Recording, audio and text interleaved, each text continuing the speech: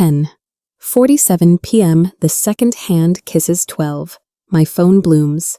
I don't check the screen. I never do. I answer, and the measured breath arrives before the ritual. Are you alone? If I say yes, the line dies. If I say no, the interrogation starts. Where are the doors locked? Last night I watched the kitchen turn to glass and shadow my face, floating in the window like a paper mask, the back door handle giving a patient testing twitch, as if someone outside was practicing how quiet a crime can be. Yes, I breathed, then I lied, no. The silence that followed wasn't a click. It was a presence. Beyond the glass gravel made a single dry crunch, then held its breath. On the line a soft scrape, dead air. 30 seconds later, the handle stopped trembling.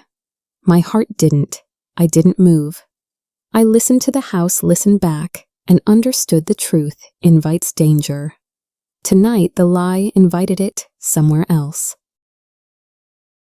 Rick's armchair faces the orchard like a faithful dog that never learned he's gone.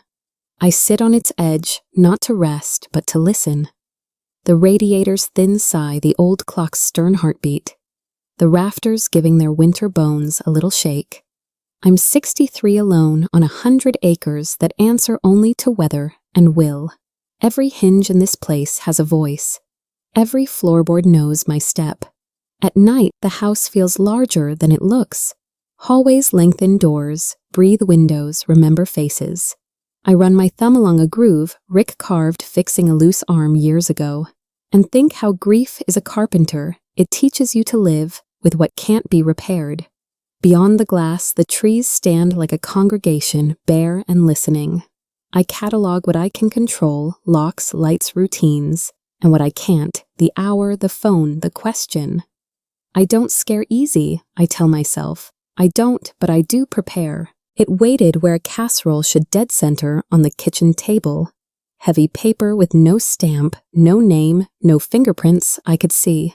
The kind of envelope you open even when your gut says, leave it shut. I peeled it gently, expecting junk or a mistake. Inside a single photograph, glossy gone to matte, with time, this house, this porch. Young trees barely taller than fence posts, and 4 people aligned like a bargain. I know 2 of them, me clutching a bundled baby Rick, with his hopeful grin that made men trust him and women forgive him. The other 2 are strangers, dressed like decisions, a tall man with his hand resting too familiarly on Rick's shoulder, and a woman whose eyes look past the camera at me already judging. Whoever delivered this knew the door was locked, and the dog is buried. They used the mudroom anyway. I set the photo down and felt the room tilt, the way it does when a memory stands up. I turned the photo over and found handwriting that wasn't Rick's, wasn't mine, letters tight as purse strings. The partnership, 1992. Some debts never expire. The words hit like cold water under the collar. Partnership with who, debts to whom, 1992. The year we found a way, the year a door opened, we never knew how to knock on. The ink had bled a little into the paper time, trying to swallow the warning, but the meaning stayed sharp. Some debts never expire. It sounded less like bookkeeping and more like threat. Less interest, more interest in me. I pressed my finger to the date as if it might warm and explain itself, but paper tells only what it's been told. The kitchen light hummed, the clock clicked, the orchard leaned closer. Doors don't open by themselves, I thought. Someone opens them and someone profits. If a debt had come due, who was here to collect? And what exactly had we bought back then? The phone rang again, not the nightly ritual, but a private number that felt like a knock wearing gloves. I answered with the kind of yes that doesn't promise anything. A man's voice, calm, educated, the vowels ironed flat, introduced himself as an attorney from Boston. He apologized for the hour the way people do when the timing is intentional.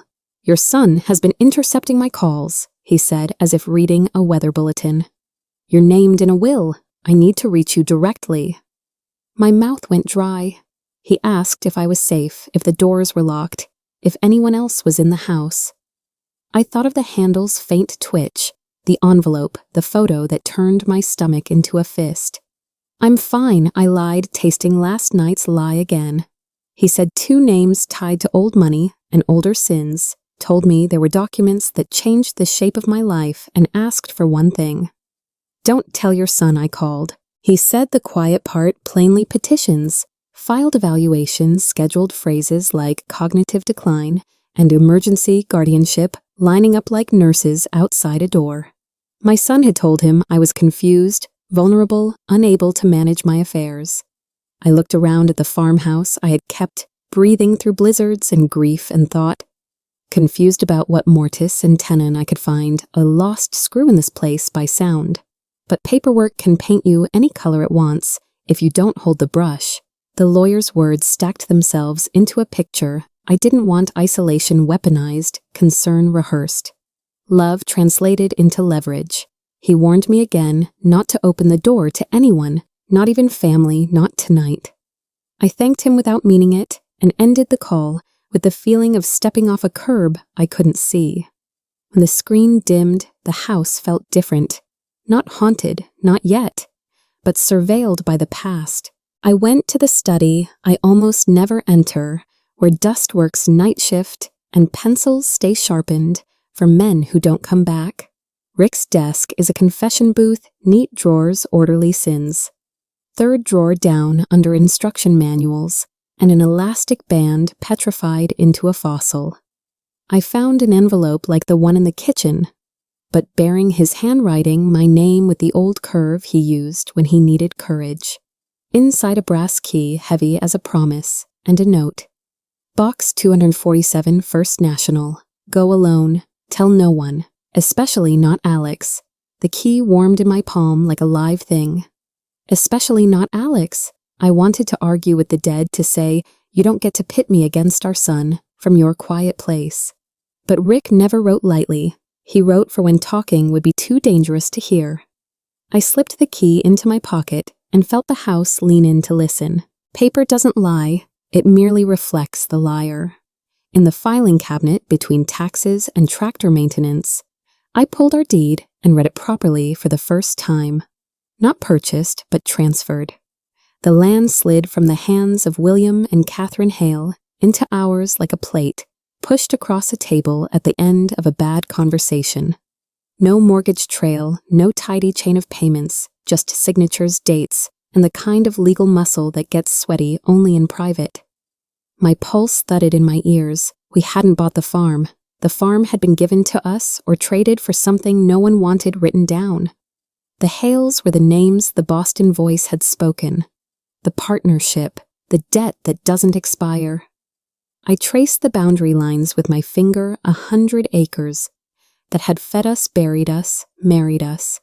What had Rick paid that day, and metal against metal, soft, confident, intimate, as a whisper in a chapel. The front door lock rotated, not jostled, but used by someone who believed in their right to enter. I didn't need to look to know which key it was. I stood still in the hallway's thin light and watched the knob decide on my behalf. "Mom." A voice careful and bright like a flashlight. "Open up. I've been worried. Worry can be a leash if you let it." I didn't answer. Shoes crossed the threshold. The air shifted the way it does when weather arrives. He moved through rooms with the muscle memory of a childhood living room kitchen, dining touching table edges, testing the shape of my silence. My phone vibrated in my pocket with a text I didn't read. I kept my feet planted and felt the house's old spine straighten under me. Locks matter, I thought. So do choices. I chose the stairs and the small, strong lock at the top. The bedroom door shut with the quiet click of a boundary drawn in pencil soft. But try erasing it. I turned the lock and felt the knob test itself on my side. "Mom, this is ridiculous. We need to talk about safer options. Safer than what knowing what's mine." He listed buzzword comforts through the wood assessment facility transition. I stared at the mirror where the night made a window of my face and listened to paper rustle outside his hands on the desk. I shouldn't have left the drawer. I shouldn't have opened, in his presence, the note I shouldn't have let out of my pocket. His voice changed when he found it cooled into something managerial. Box 247, huh? We'll handle it in the morning. We morning. The words tried to change the locks on my life. I swallowed a curse I'd never used on my child and looked at the actual window, the trellis below, the old roses that remember every winter. The old sash groaned like a confession as I lifted it. Cold air walked in like it paid rent. I swung a leg out and tested the trellis with my weight. Would gone from sturdy to story held together by memory and thorns. Mom. The doorknob rattled, the tone tightened. I gripped the frame, felt the paint bite my palm, and trusted what women my age are never supposed to trust, our own hands. The first step held the second. Complained, the third decided it was done living for other people. I moved anyway, easing down as the lattice told me its last truths in splinters. The garden smelled of iron and leaf rot. The orchard exhaled frost. A plank sighed in surrender. My body remembered ladders and births and storms. It remembered how not to break when breaking is expected. Behind me, the door crashed open. I didn't look back. I slid, dropped, and met the ground on my own terms. The trellis tore free with a gunshot crack just after my feet hit frozen grass. Pain flared in my hip like a match, brief and honest. I rolled once, came up, and ran low along the siding slippers, whispering over frost like secretaries keeping secrets. The night isn't empty out here. It's populated with distances. I crossed them by memory, 3 steps to the corner, 5 to the porch post, a dozen to the shadow of the equipment shed. Behind me, the window scraped open, a voice fractured by cold and anger calling my name into the orchard, as if the trees would answer. I tasted metal in my mouth and kept moving palms, skimming rough boards, until I found the shed door and the dark inside that smelled of oil and patience. I pressed my back to the wall, counted my breaths to quiet them, and waited for the sound that tells you which story you're in pursuit or reprieve. Engines write their own language on gravel. The first set of headlights carved the driveway with the confident swing I know too well. The second breathed smoke and perfume. The third glided in low and certain, a cat among dogs. I watched through the slats as shapes took positions. One at the front door, one in the hall, lit by firelight from upstairs. One stepping out of a Mercedes with a briefcase, and the kind of posture that says, "I brought paper, not mercy." My phone hummed in my pocket, and for once I welcomed its weight. I left the shed's shadow and moved like a rumor through the orchard rows, keeping trunks between me and the house. When the Mercedes door opened again and a man scanned the yard without shouting my name, something hard in me loosened. Fear is loud. Help when it's real arrives in a lower register. For the first time all night, I let myself believe in an exit that wasn't running. The rear door swung open on a hush of leather and cold air. I slid in, pulled it shut, and said the only order that mattered, drive. Tires chewed gravel. The house fell backward, into the dark, a lit square of window, like an eye that had seen too much. He didn't ask questions. Good men don't in moments like this. His hands were steady on the wheel, city steady as the orchard flickered past, in ribbed silhouettes. I looked in the mirror for headlights that knew me. The phone lay warm in my palm, buzzing with messages I refused to read. Wind needled through a door, seal the car's engine, a low prayer. There are sounds that feel like choices, the thunk of a locked door, the bite of a key, the rip of roots. This was the sound of leaving on purpose. When the road straightened, I let breath find its way back into my chest and counted the spaces between telephone poles, like stitches closing a wound. We hit the county blacktop. I hit call. Sheriff Hank picked up on the third ring with the voice of a man who sleeps close to his boots. I kept it simple time. Entry the lock that turned without my consent. "You want a unit out there?" he asked. I looked at the miles we'd already swallowed, and the dark still riding our bumper. "No," I said. "Just log it. Trespass intimidation. I'm safe for now. Paper first, then people." That's the ordermen like Carver hate. Hank said he'd make a note, his pen sounding like rain against the receiver. "You let me know if he comes back." He meant my son without saying it. I ended the call lighter by an ounce of bureaucracy, heavier by the truth that the next knock could dress itself as love. The dashboard clock nipped toward the quarter hour. Far ahead, a soft city halo lifted above the trees like a promise. The diner looked dipped in chrome and honeyed regret, a place where trucks and secrets cool down. We took a back booth under a clock that didn't argue with mine. Coffee arrived the color of courage. He laid a folder between us with the care of a mortician. Inside the first sheet, a statement signed by William Hale, dated witnessed, notarized ink with consequences. I read aloud as much as I could stand, how money that didn't like daylight got laundered through ventures that did, how an accountant found the rot, how silence was bought with land and a future. The words were dry but flammable. He owed you more than apologies, the attorney said. I answered with my eyes on the window's neon, open, open, open, the kind of lie. Towns tell midnight.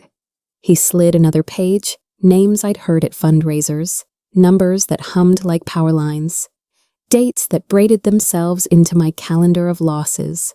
Somewhere far off, a freight train pushed time forward. Then the photograph, sleek jaw, silver hair, the suit that says nothing cheaply.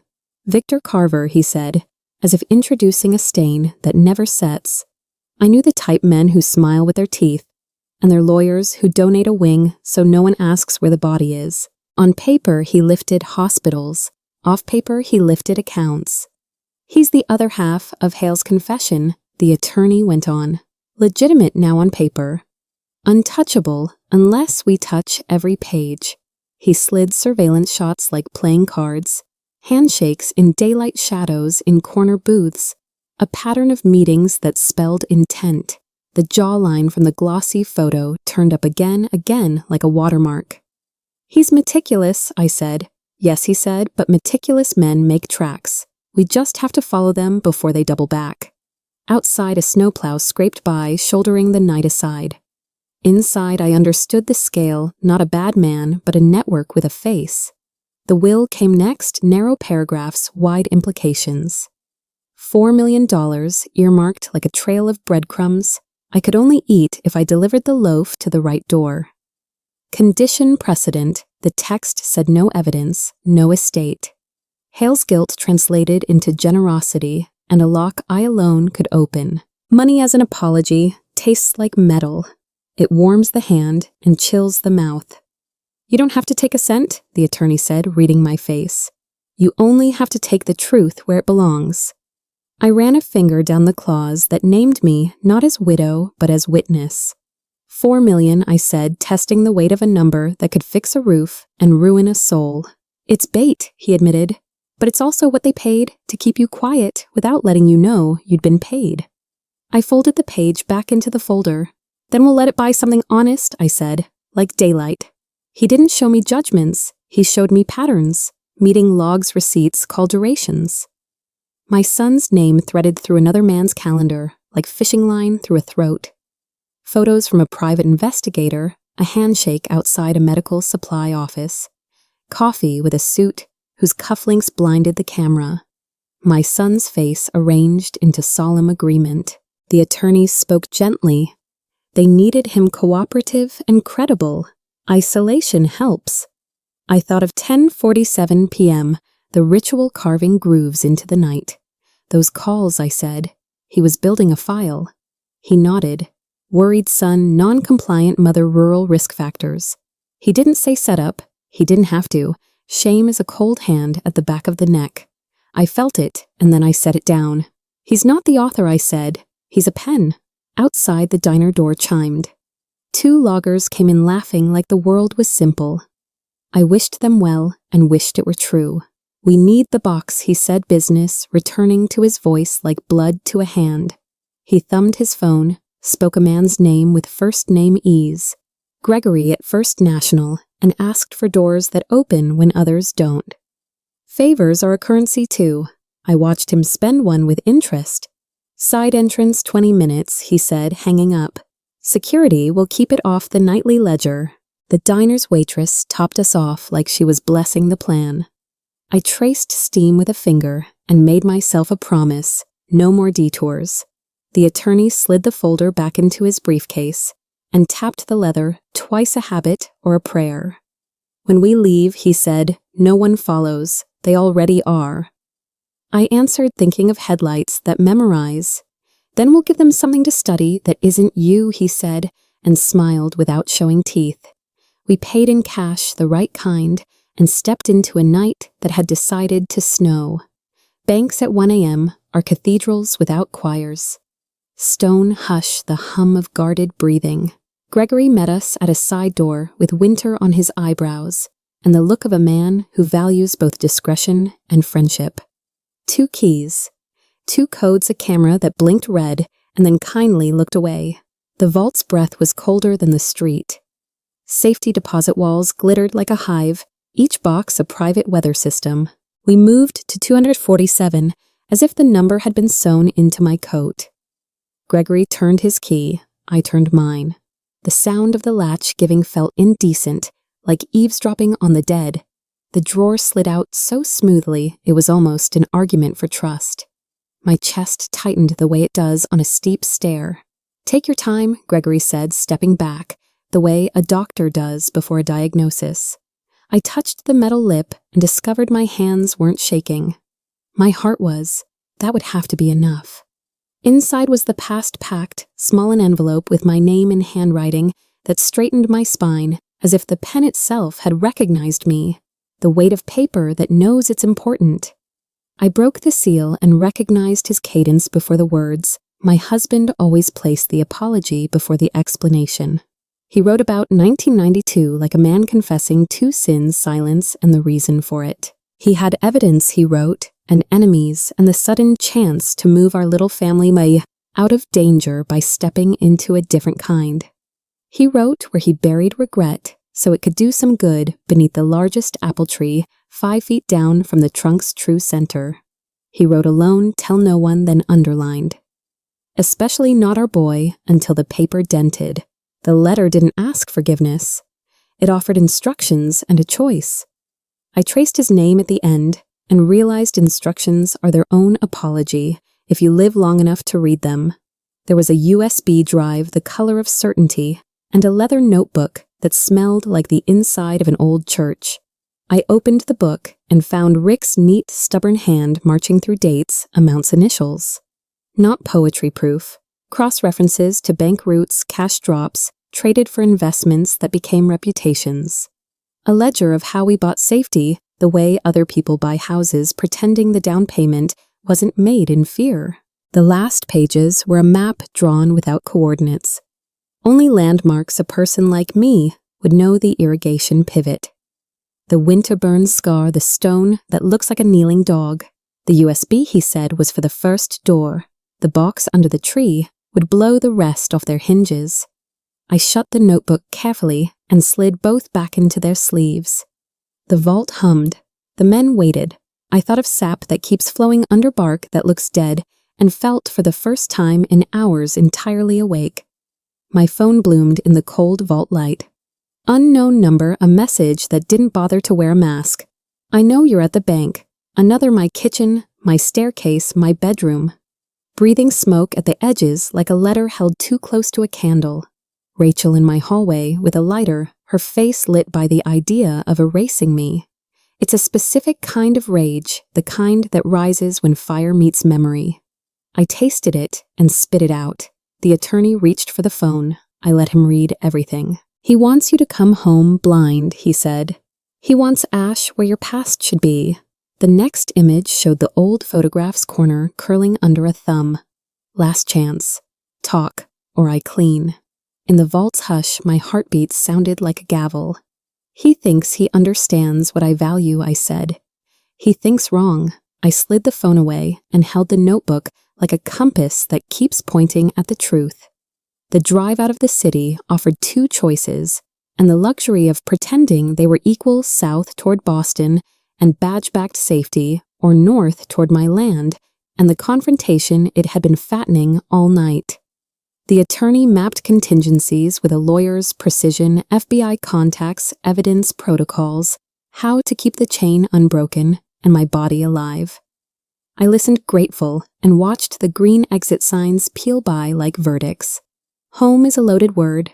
Tonight, it was also a trap and a key. I could hand the day over to institutions and wake up to a scorched outline of a life, or I could turn the wheel toward the place where the roots ran and dig before someone worse did, which he asked when the fork rose out of the snow like a question.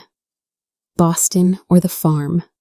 The blinker clicked. I felt the satisfying tug of a decision made by the oldest part of me. Home, I said. We finish this on my ground. He thinks age makes me breakable. Age made me weatherproof.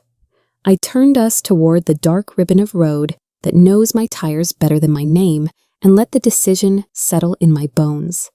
People underestimate what years teach a body how to hear a fence wire before it sings, how to smell snow before it falls, how to separate danger from drama. I have learned what to fear and what to use. Tonight, I would use fear like a tool. The car's heater sighed, the windshield gathered a skin of blown powder. I touched the brass key in my pocket as if it were a pulse. This isn't recklessness, I told myself. This is precision. Go to ground, take the proof, change the story. If a trap waits at my house, then the ground itself will be my ally, Rose Rut's hideaways. I could walk blindfolded. I wasn't returning to be brave. I was returning because I knew the terrain better than the lies. Smoke met us before the mailbox, that sweet, mean smell of slow burn and old wood. Upstairs windows breathed orange and then exhaled black. This wasn't a blaze. It was a method. Fire set to take its time to coax secrets from drawers before swallowing the room. I could picture the way each dresser would give up photographs, the way paper edges curl into petals before they die. Downstairs, the kitchen glowed like a lantern in fog. The hallway flickered in pulses, searchlight by firelight. My hands went cold in my gloves. Not because of the fire, I've known fire all my life, but because of the intention behind it. Someone wanted erasure, not heat. Someone wanted me to come running with my heart where my head should be. I put my head back on. We rolled past no headlights, letting the house think it stood alone. The orchard, black-limbed and watchful, waited for us like an older, wiser witness. We tucked the car behind the equipment shed where the land forgets you if you ask it kindly. I cut the engine and let night reclaim its sounds, the tick of cooling metal, the small applause of snow crystals, distant voices carrying the lazy confidence of people who think they own the hour. At the front, a heavy vehicle idled. Footsteps paced the porch with the entitlement of a spare key. I counted silhouettes against flame and shadow, and found 3, the arsonist inside the watcher in the window, the man who likes to be seen arriving. I watched my son's posture tilt toward the taller man's gravity. Their heads bent together in the tempo of planning. Once that bent head had slept against my shoulder. Tonight it was angled like a blade. I felt the ache and set it aside. We move when they look away, I breathed. He nodded. The Orchard is a book I've read too many times to get lost. Time isn't kind, but it is predictable. The fire department in our county runs on volunteer hearts and practical math. If the call already went in, lights would thread that last hill in 7 to 10. Sirens change the choices men make. I wanted those choices made in my favor. Not yet, I told myself. Not them. Us first. Proof first. Because once uniforms flood a scene, the ground becomes a stage, and the actors pretend better than they tell the truth. Paper is powerful. Metal more so. I checked the sky for that faint pink bruise that means distant emergency and found only the hard glitter of cold stars. We had a window and it was measured in breaths, not minutes. No FBI, I whispered, not until my hands hold what his letter promised. It felt disloyal to every safety lecture I'd ever given. But safety built on ignorance is just a prettier trap. I chose the uglier ladder. The shed door yielded to my hand with the sigh of something relieved to be useful.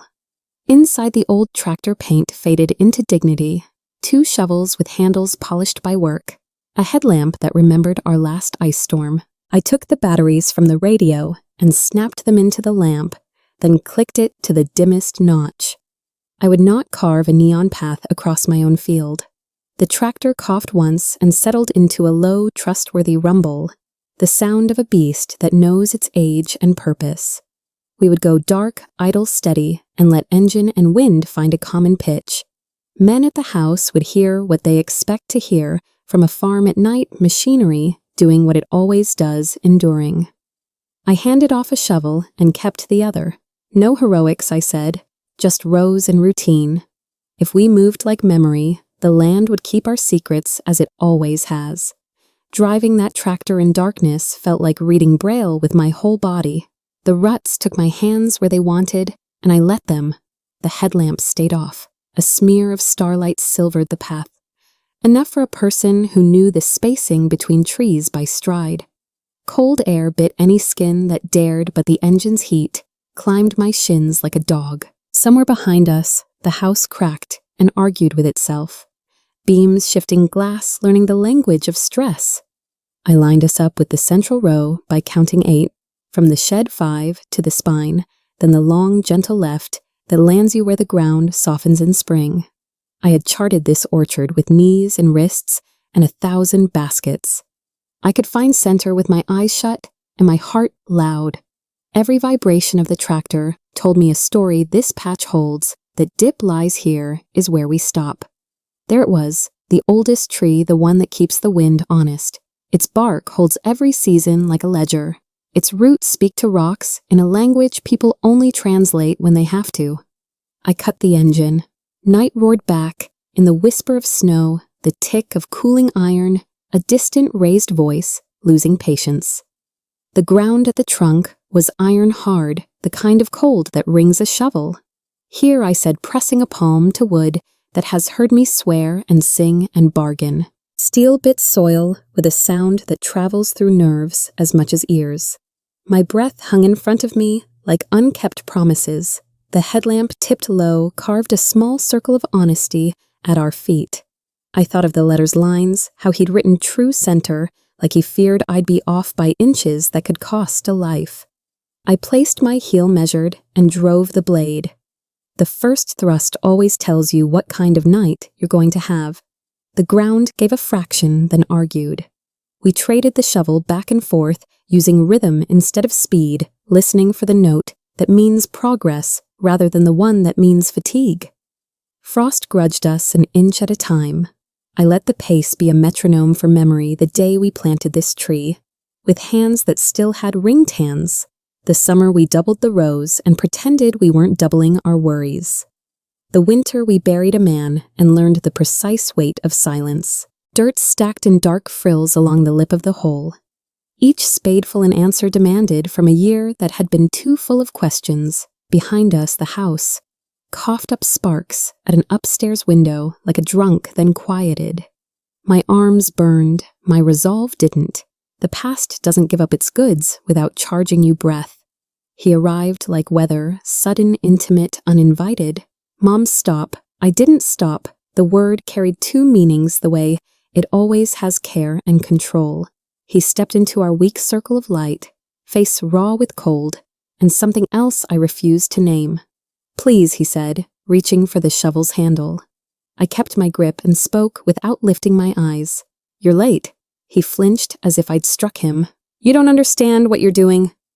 He tried. I understand exactly. I'm doing what I should have done 30 years ago, digging up the truth before someone worse does. He looked back over his shoulder toward the driveway.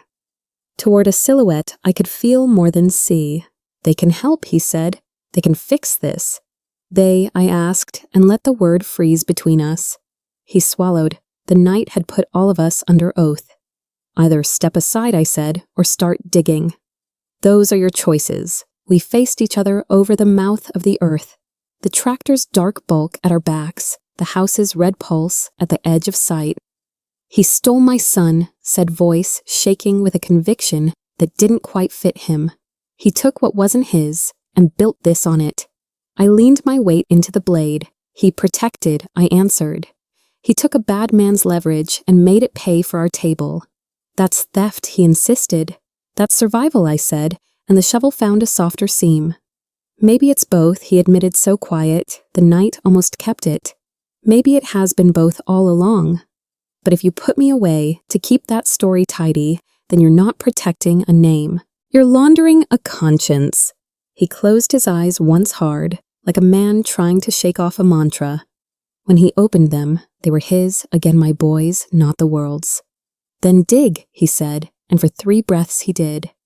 They didn't let the moment last. The SUV knifed between Rose's tires, shredding the careful grass headlights, bleaching the orchard into hospital light. Brakes screamed, cold rotors hissed, doors thudded open, and the night filled with that cologne of money and certainty. He stepped out first, the man who treats other people's homes like foyers to his will. He smiled without warmth, a blade flashing just to prove it's sharpened. The fire behind us gave him a halo he didn't deserve. "Evening," he said, as if we were neighbors, arguing over a fence line. Somewhere inside the house, something heavy collapsed. A rumor of siren whispered from far lower ground.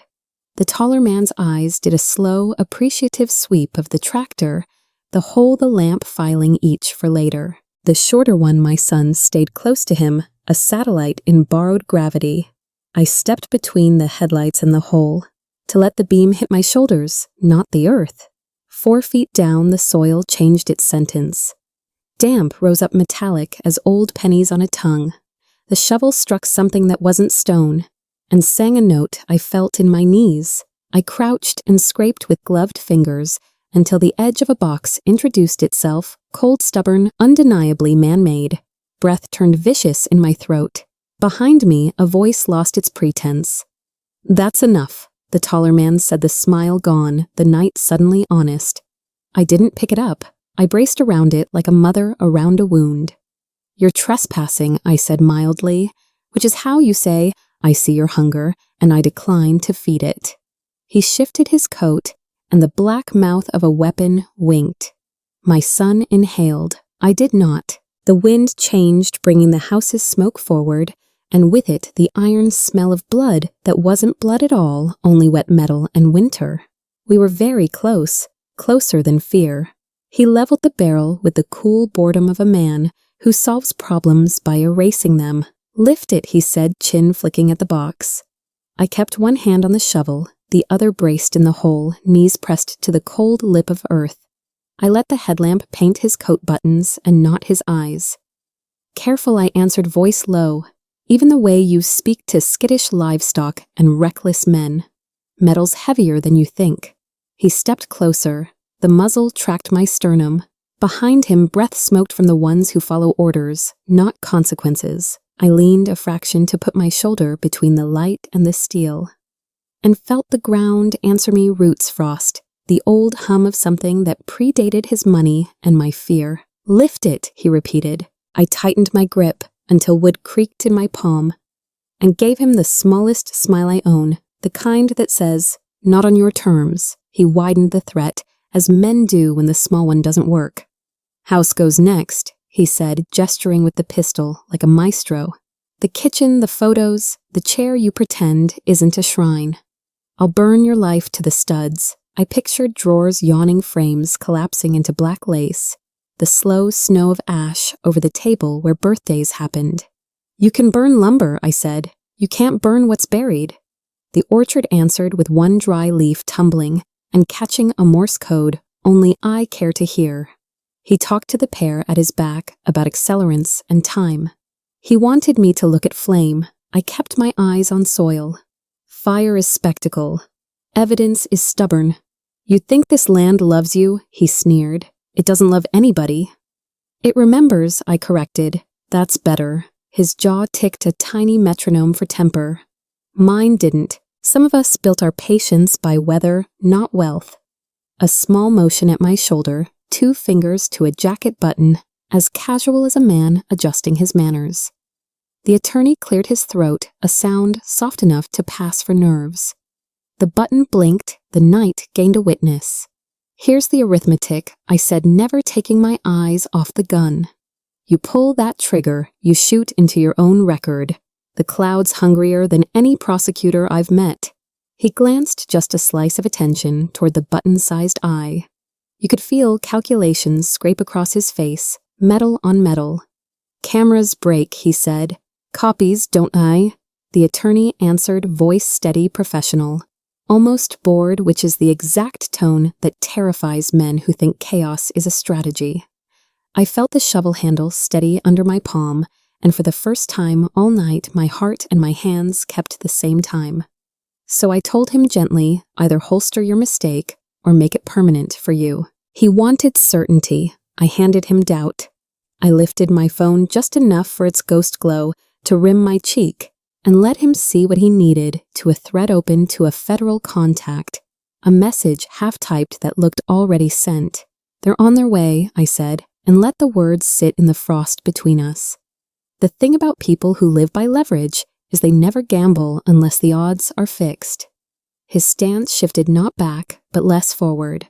Somewhere on the road, a distant siren practiced its scales. It might have been a plow. It might have been the cavalry. It didn't matter which, so long as he imagined the latter. I took that inch, not with my feet, but with my voice. You're out of minutes, I told him, and I'm out of patience. He watched the sky, as if it could lie for him, then brought his eyes back to the only horizon that counted the whole.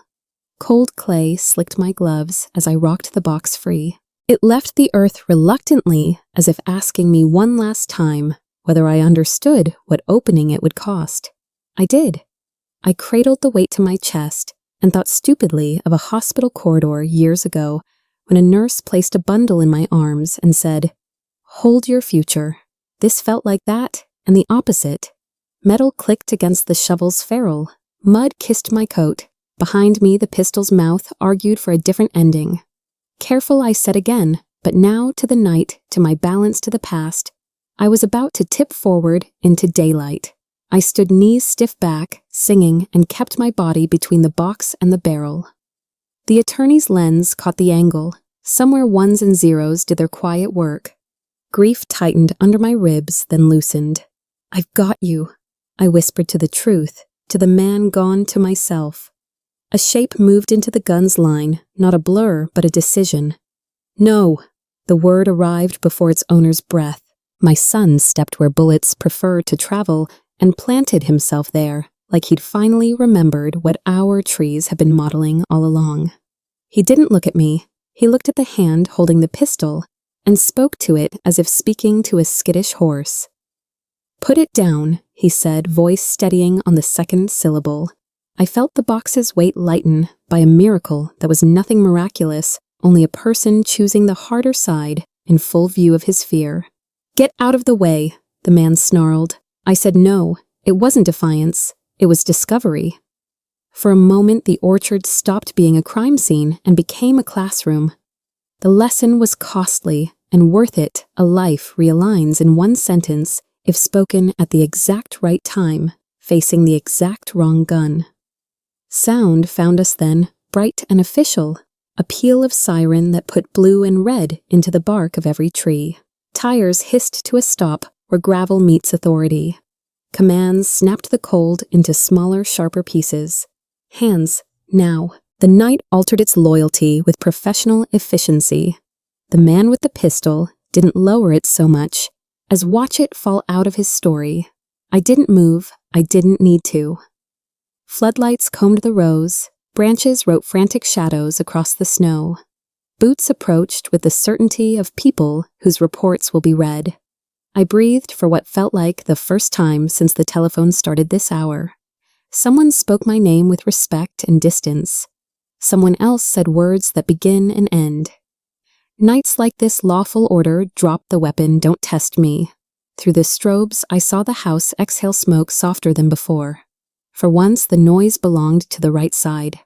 Metal kissed mud, and then cuffs the small authoritative punctuation of a life catching up with its ledger. He tried one last line, a lawyerly coil of syllables, about mistaken identity and concerned associates. No one fed it. Wrists were turned, read their rights, and taught proximity to steal. I watched the posture I'd memorized from glossy profiles diminish by inches, the way power leaks out of men when they're no longer holding the prop that makes them tall. 30 years made a long arc over our heads and finally met itself sparking. I didn't cheer. Closure isn't a parade. It's a door that stops rattling. A deputy asked if I was injured. I shook my head and felt every ear press down and lift up in the same motion. The box was still against my ribs, beating on a different time signature. Evidence, I said, and the word felt like a key, finding its lock. They walked her out past the porch like a guest who'd stayed past grace. Ash had painted her elegant coat in a new pattern. Black crescents rimmed her nails where paper had begged and been denied. She kept her chin high and her gaze elsewhere, the way people do when pride is the last garment left. We met for a second in the space between two uniforms. There are looks that apologize and looks that dare you to require one. Hers did neither. It was inventory what she'd failed to destroy, what would now never be hers. I felt an old anger rise, and then decide it preferred not to be young again. Careful, I told myself aloud, surprised to hear it. A deputy guided her toward a cruiser. The door answered with a thud that sounded like a period at the end of an expensive sentence. The upstairs window finally gave in with a bright, brittle sigh. The unmarked sedan arrived without vanity, as if it hadn't been practicing keystrokes in the air. The whole drive. A woman in a dark coat stepped out badge, already in her hand eyes absorbing more than they revealed. She didn't waste my time or hers. May I, she asked, and I surrendered the box that had warmed to my body heat. Gloves latch lift. The interior's neat brutality drives ledgers a map in a hand that I could recognize by the tilt of its regret glinted under a flashlight's honest beam. This is enough to pull threads until the whole thing's naked, she said, professional and almost kind. Chain of custody nested itself around my past like a careful set of hands. I signed where I was told, the pen steady. When she closed the lid, the night felt less crowded. I had been carrying the weight of a story. Now the story could carry itself. He came to me without orders or witnesses, shivering with adrenaline and something older. I'm sorry, he said, the complicated version, the kind that drags roots behind it. I looked at his face, the boy map beneath the man, and chose the sentence that would not ruin what he'd just rescued. You chose right, I said, and watched it land. Not absolution, not yet, but a plank to stand on. His mouth tried to make more words. I spared them, both of us. Later, I added, and it was both a mercy and a vow. He nodded, shoulders loosening, breath finally sinking with air. Around us, radio's murmured hoses found their rhythm cameras blinked their digital eyelids. The woman with the badge spoke quietly into a phone. The attorney stood a respectful distance away. Guarding presence with posture, I touched my son's sleeve once brief and let go. The orchard took that small motion and kept it for morning. Dawn arrived the way truth does slow then all at once. The eastern edge blushed. Stars retreated like lies caught in daylight. Smoke thinned to the faintest ribbon. The upstairs room sulked but held. I stood between tree and house and felt how victory actually feels, not loud, not clean, not even sweet, just steady. I didn't have a weapon to raise or a speech to make. I had soil under my nails and the echo of a lock clicking on the right wrists. You didn't beat him, the night seemed to say. You outlasted him. That's different and better. I scanned the rows, the cuts, the ruts, the scar. My shovel made and found myself cataloging work fill the hole, mend the path, repaint the blistered trim prune when the sap starts to run. Practicality is how I worship. I pressed my palm to the old tree's bark, thanked it for keeping the secret until the secret could save us, and went to put coffee on. 3 months is enough time for paint to cure, and Ash to stop insisting on the air. The bedroom wears a clean coat the color of early pears. The scorch is gone, the smell replaced by primer and soap. Outside, snow has traded places with mud. The circle under the oldest tree is neat again, soil, tamped like a promise kept. I've learned the new map of the room, the shifted bed, the repaired sash, the quiet where Crackle used to live. At night, the house makes its old sounds, but none of them are lies anymore. I sleep with the window cracked and wake to wind testing the orchard's resolve. When I pour coffee, it tastes like coffee, not adrenaline. I keep the blinds open. Secrets hate daylight. Sometimes I catch my face in the glass and don't look away. People ask if the house still feels like home. It does in the truest sense. It's honest with me now, and I'm honest back. The news arrived in articles that tried to economize on shame and failed. Names stacked like cordwood indictments, counts, enhancements, forfeitures. Photographs of a man who used to own every frame now learning the bad angles of fluorescent light. His associates discovered their appetite for deals. Their pens hurried to keep their bodies out of cages. Court dates sprouted on calendars like hard weather. I didn't attend the hearings. I let transcripts and summaries do the part of seeing that cost the least. Justice is slow because it bothers to spell every word. It isn't blind, it's farsighted. What looks fuzzy up close becomes crisp at distance. I allowed myself a private, ordinary satisfaction while mending a fence staple pull. Each thunk a punctuation mark at the end of a sentence I didn't have to write alone. The orchard didn't cheer, it continued. Continuation, I've learned, is the bravest verdict. She took her plea like a woman trying to keep her balance on ice. Jaw-set eyes somewhere a foot above consequences. In the still frame, the paper chose her signature, looked precise, almost delicate, as if handwriting could negotiate down a burn. A door closed behind her, with that soft institutional mercy that sounds the same everywhere. I didn't gloat. I thought about the moment in my kitchen when her lighter flirted with my life and recognized the oldest truth. I know some people repent, some people regret being caught. They're not the same, and time sorts them like grain and chaff. The paper listed terms: years, supervision, cooperation. The word cooperation tugged at me like a loose thread. I left it alone.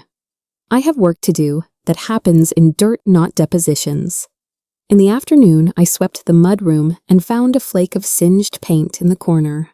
I put it in the trash and felt no ceremony. He came with a bakery box and a stomach trying to crawl out of itself. The knock was ordinary knuckles against wood.